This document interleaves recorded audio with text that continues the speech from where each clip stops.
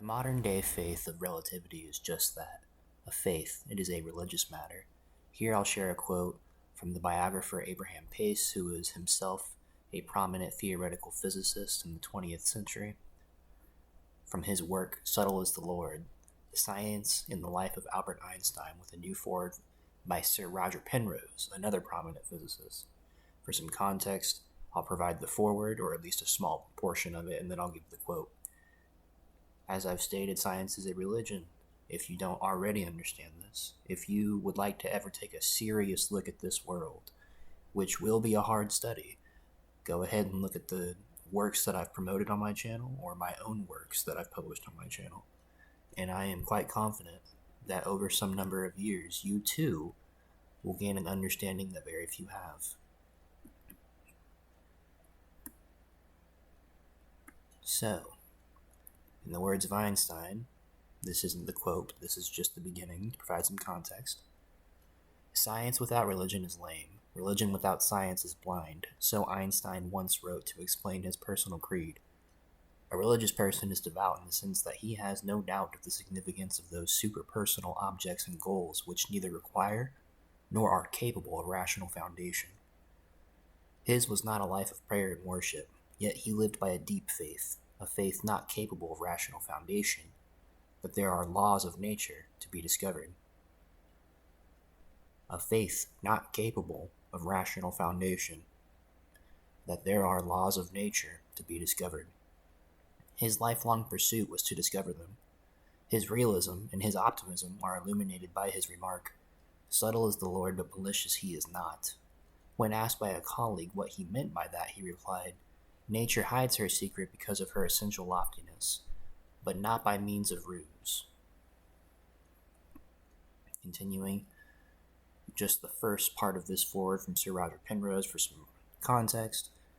The world of science is greatly fortunate that a theoretical physicist of the distinction of Abraham Pace should have discovered within himself not only a particular talent for scientific biography, but also a passionate desire to convey by his unique perspective on the momentous developments of the 20th century physics that he had witnessed.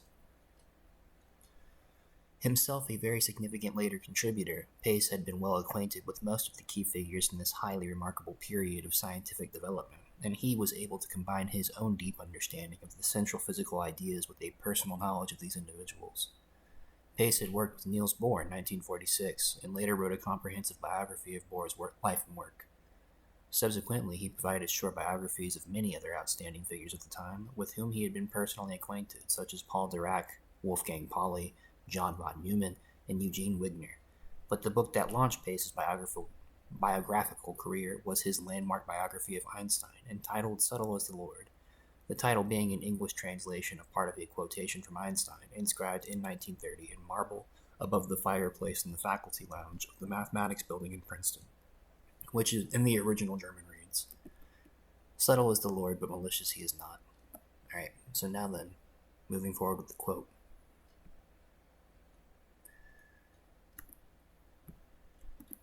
On page 311, under the chapter The Suddenly Famous Dr. Einstein, we have, quote, "The essence of Einstein's unique position goes deeper and has everything to do, it seems to me, with the stars and with language. A new man appears abruptly, the suddenly famous Dr. Einstein. He carries the message of a new order in the universe. He is a new Moses, come down from the mountain to bring the law, and a new Joshua, controlling the motion of heavenly bodies. He speaks in strange tongues, but wise men aver that the stars testify to his veracity. Through the ages, child and adult alike had looked with wonder at stars and light. Speak of such new things as X-rays or atoms, and man may be awed. But stars had forever been in his dreams and his myths. Their recurrence manifested an order beyond human control. Irregularities in the skies, comets, eclipses, were omens mainly of evil. Behold, a new man appears. His mathematical language is sacred, yet amenable to transcription into the profane.